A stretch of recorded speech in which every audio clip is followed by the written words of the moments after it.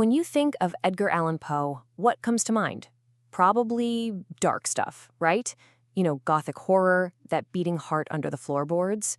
But what if I told you Poe also wrote, well, slapstick comedy? Seriously, today we are diving into one of his absolutely weirdest, funniest, and most forgotten stories, The Angel of the Odd. All right, so our story kicks off with this super smug narrator.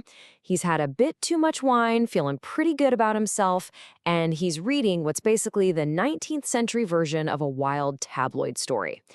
And he stumbles upon this absolute gem of a headline. Get this. A guy dies because he accidentally inhaled a needle while playing with a blow darts. I mean, come on, that's the kind of story you have to read again just to make sure you got it right. But here's the thing. Our guy isn't amazed or curious. No, he's mad, actually furious. He starts ranting that it's just a contemptible falsehood, a poor hoax, an insult to his big, rational brain.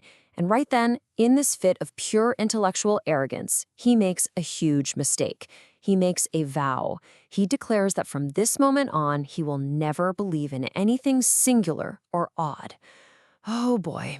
A very, very bad idea. So this vow, it's the catalyst.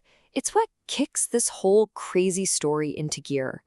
Our narrator has basically just declared war on weirdness itself. It's a direct challenge to the universe, to the idea that improbable things can happen. He's practically shouting, "Prove me wrong." And, well, it turns out the universe was listening. He's barely finished his little speech when this voice just shatters the silence. It's thick. It's guttural. The narrator says it sounds like someone banging on an empty barrel with a stick. It's the complete opposite of his own snooty, refined way of speaking. Okay, so the narrator is frantically looking around, right, trying to figure out where this ridiculous voice is coming from. And then he sees him. There's an intruder, all right, sitting right there at his table. But this is no ordinary burglar. This being introduces himself as the Angel of the Odd. Yeah, you can forget everything you think you know about angels. No harps, no halos, none of that. This guy is basically a walking, talking bar. His body is a huge wine cask, his legs are little kegs, his arms are two long-necked bottles, and his head, it's a canteen with a funnel stuck on top for a hat. I mean, Poe is just letting his imagination run absolutely wild here. He's created a creature that's the literal embodiment of absurdity and, well, let's be honest, alcohol. So what's his job? What's his divine purpose? He claims he's the celestial genius who makes all of life's freak accidents happen. The contretemps, that's the fancy word he uses. His entire business model, his whole reason for existing, is to cause these bizarre accidents that just totally baffle skeptics. And our narrator? Well, he just volunteered to be the angel's next big project. And just like that, the angel is gone. But not before he promises to get revenge for our narrator's disbelief. And what happens next? The narrator's life spirals into this masterclass in bizarre misfortune. It's one calamity after another, each one perfectly designed to shatter his precious, rational view of the world. And the chaos begins immediately. First, something tiny, a little stem from a raisin, stops his clock. That makes him late for his appointment to renew his fire insurance. And wouldn't you know it, his house burns down that very night. So then he tries to marry a rich widow to get back on his feet. But nope, his wig flies off his head and gets stuck in a chandelier. Totally humiliating. He tries for another rich lady, but a random particle flies into his eye, making him wink at her at the worst possible moment. She's horrified, of course.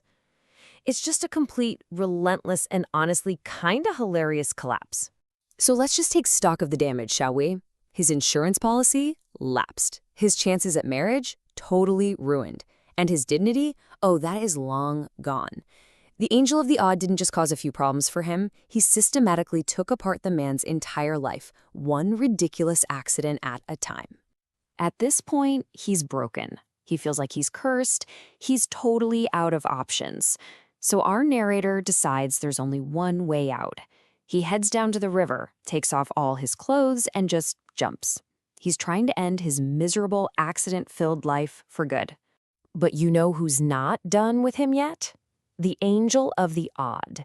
Turns out, even in a suicide attempt, there's always room for one more freak accident. The story is now rocketing towards its most absurd climax, with our hero caught between life and death in the most ridiculous situation you can imagine. So, as he's falling towards the water, his hand just happens to snag on a rope.